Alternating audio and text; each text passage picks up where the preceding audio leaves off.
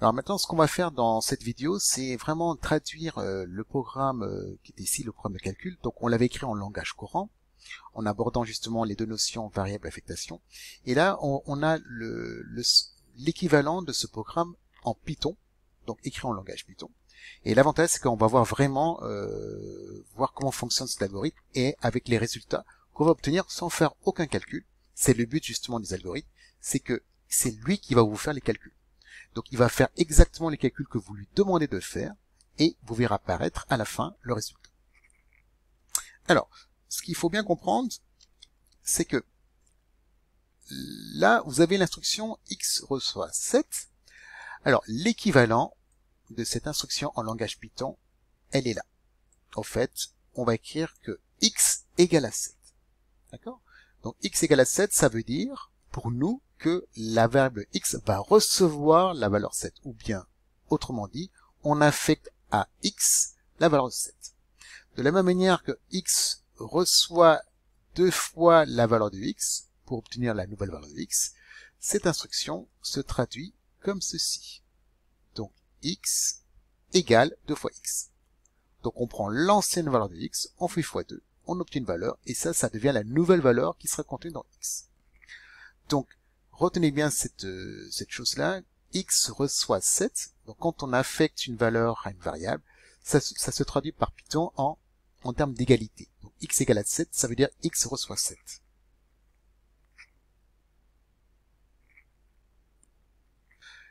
Et l'instruction afficher x en Python, ce sera un print x. Donc je vous montrerai plus tard que le print, on va pas le taper à la main au clavier, ce sera un mot-clé qu'on va aller chercher à la calculatrice. Alors, le dernier élément, vous voyez là le from mat import étoile. Donc ça, vous allez voir que cette phrase-là, c'est une phrase clé, mais on verra à quoi ça sert dans les vidéos ultérieures. Mais cette phrase-là, c'est une phrase qui fait partie de Python et qui va nous permettre de faire en sorte que le programme fonctionne correctement. Alors, je suis parti sur Internet, j'ai cherché, j'ai tapé Numworks émulateur et je suis tombé sur la calculatrice en ligne. Donc là, vous avez exactement la calculatrice physique, sauf que là, elle est en ligne. Alors, on va aller dans le menu Python. Donc, normalement, j'étais dans Calcul. Donc, pour basculer, pour naviguer, on se sert des flèches de navigation. Donc, vous allez à droite, vous validez. Alors, pour valider, c'est soit OK, soit Execute. On valide par OK.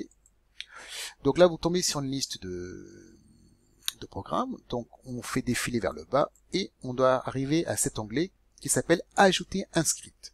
Ça veut dire que vous allez créer un programme. Donc, créer un programme, pour nous, c'est cliquer sur l'onglet Ajouter un script. On clique. Et là, on va donner un nom. Alors, quand on crée un programme, il faut toujours donner un nom. Alors, ce sont des fichiers Python qui se terminent par PY comme Python. Alors, quand on donne un nom, alors on s'assure qu'on est en mode alpha, mais lui, il le fait automatiquement. Regardez ici. Donc là, ça veut dire que quand vous allez taper sur cette touche, ce ne sera pas 9 que vous allez voir apparaître, mais la lettre O. De la même manière que quand vous allez taper sur la touche 8, ce ne sera pas 8 que vous allez voir apparaître, mais N. Donc moi, je vais l'appeler programme 1, donc P, R, O, G, et après, comme je veux un 1, il faut que je sorte du mode alpha. Donc j'appuie sur alpha, et là, vous voyez que là, il appuie l'alpha. Ça veut dire que si j'appuie sur cette touche, ce sera le 1. Je valide par OK 2 fois, 1 fois, 2 fois. Et là, vous voyez apparaître la phrase clé qui est vraiment importante. Et en fait, on avait besoin de rien faire. Elle apparaît comme ça. Alors maintenant, on va écrire le programme. Donc, il faut écrire ceci. Alors, première instruction, x égale à c. Donc, comme x est une lettre, on appuie sur alpha. Voilà, x. Alors, vous vous rappelez, il faut que x reçoit 7. Donc, en Python, c'est égal. Donc, le égal, il est là. Donc je vais l'agrandir si vous voulez. C'est cette touche-là qui est ici.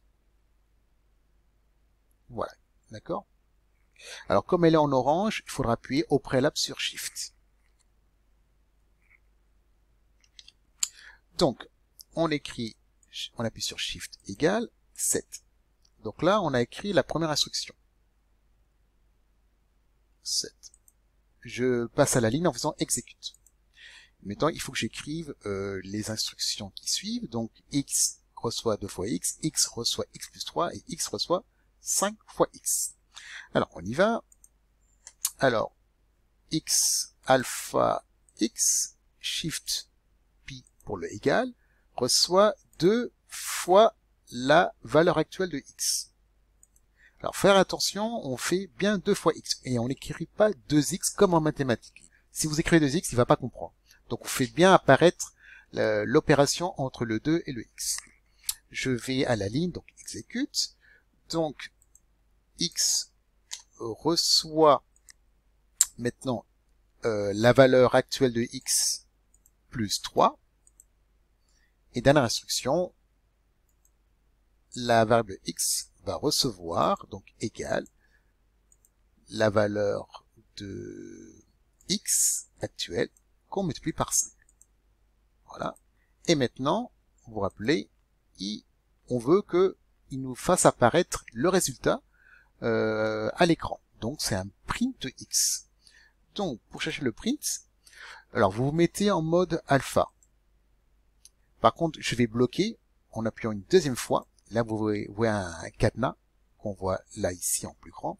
Ça veut dire que là, vous pouvez appuyer d'une manière successive sur les touches et ce seront que des lettres.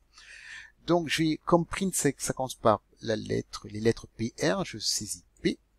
Vous voyez là, il vous auto-suggère des mots-clés. Donc, je tape R maintenant. Et là, c'est vraiment le mot que vous cherchez. Donc, pour valider, il suffit d'appuyer sur la touche de droite.